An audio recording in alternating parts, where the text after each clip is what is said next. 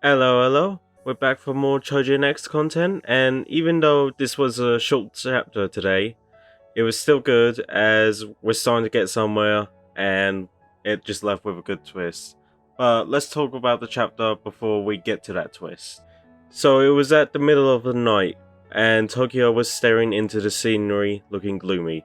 Obviously, this happened after Azuma flipped out at telling him to think for himself, and he took it literal as he was thinking about his friendship with Azuma and wonders if he was just this burden to him. So while he was distracted, there were these mysterious voices talking to him until he realized it was coming from the birds. Of course, he freaked out like any other person, seeing birds talking human language, but he realized that this could be his Choujin power. He tried to communicate with the birds, and actually, quick fact, it was the birds who he always talks to before he was Choujin, and see if he can find any answers to turn back into normal. They made him realize that now that Azuma's not here, he would cling others for guidance, but all he needs to do is think for himself as he is the only one who can change himself.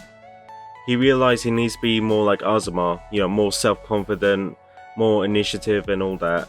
So in order to turn back, he worked hard every day, doing many things, day and night, at home or out in the city. He tried to do anything to see if it works, but there was no luck, and it just kept getting harder and harder by the day, especially with him skipping school. He was thinking of getting advice from Azuma, but the point is to become independent, in which he needs to think for himself. And at that moment, he was also thinking of vultures, as they said that the Choujins transform into the most they desire, and he realized that he could meet a real vulture to get ideas, so he went to the zoo. But the problem is, it was closed for a while, so he can't get in. But as soon as he was trying to leave, he saw a girl. Now this girl was just staring into space, but the problem is, she is the type that Tokyo would never talk to. But she asked him if he wants to go inside, as there was a way in, so they slip in and explore the zoo. His heart kept throbbing as he was just walking near this girl. But they explored different types of animals on the way, and when they stopped at the snake, it seemed she was like communicating with it, as she said she was asking for directions, which led them to the bird forest.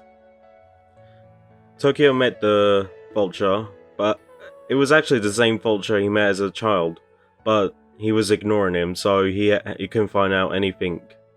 And as soon as he stopped, the girl came on to him. His heart was just going nuts as she just kept getting closer and closer, until the final panel finished off of her head just transformed into a giant snake and just eating Tokyo, which was like a really bizarre moment.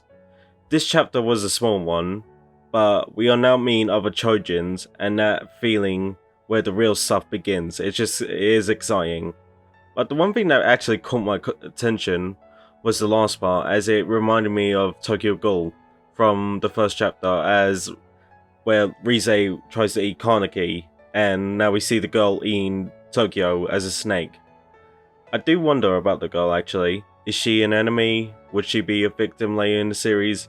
Or is she someone who could help Tokyo and be friends with? I just want to see how the next chapter turns out. Thank you all for watching today. It is so much fun talking about Choujin X.